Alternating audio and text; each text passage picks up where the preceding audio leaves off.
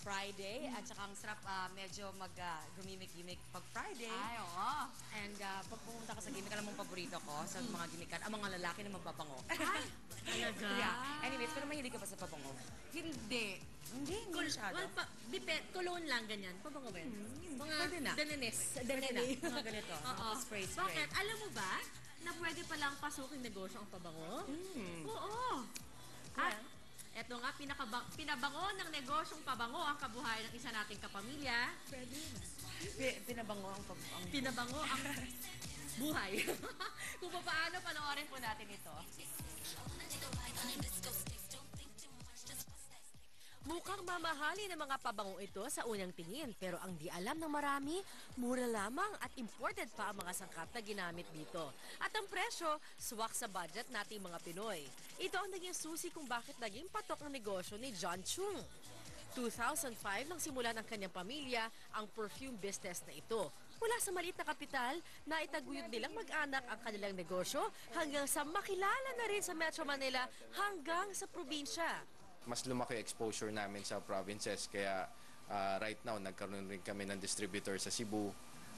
May distributor rin kami sa may bandang Mindanao area. We've been importing fragrance oils from Switzerland. Tapos sinusupply namin siya sa different manufacturers, even mga micro-entrepreneurs. Pero gaya ng lahat ng negosyo, dumaan din sila sa matinding pagsubok. Kaya nang maimbita para sumali sa Grand Kapamilya Negosyo Fair, agad tinanggap ni John ang oportunidad na ito para makilala sila ng mga tao. So hindi naman kami nagkamali dahil nung sumali kami, nakita namin yung dami ng pumupuntang mga interested customers. Every day merong tumatawag sa amin, bumibisita sa amin na interested magpaturo kung paano gumawa ng pabango, lotion, different personal care products. Natutuwa sila at nabigyan din ng tsansa ang mga nagsisimula pa lamang sa larangang ito. Kung papasok sila sa isang negosyo, alamin rin muna nila yung market nila, alamin nila kung ano yung produktong binibenta nila, kung maganda ba yung quality niyan, or para mas mabilis silang makilala sa market. Mula sa 30 empleyado, ngayon ay 50 na ang kanilang tauhan. Sa kanila na rin kumukuha ng iba't ibang scent para sa perfume line ang mga malalaking clothing companies. Naglagay din sila ng isang retail outlet sa Cubao para mabilis na ma-access ng kanilang parokyano ang kanilang produkto. Patunay lamang ito na nagbunga na ang pagsisikap at pagtsatsaga nilang mag-anak.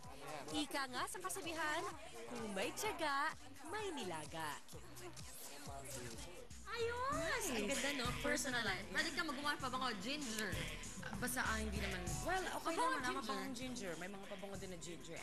Eto, mga kapamilya, naku magnegosyo na, 8 days to go na lamang bago ang Grand Kapamilya Negosyo Fair. At ito na ho ang tamang pagkakataon para umasenso ang mga negosyante at mga gustong magsimula ng negosyo. Kaya magkita-kita po tayo sa August 14 to 15 sa SMX Convention Center. Para sa mga interesado maging exhibitor, tumawag lamang sa 729-639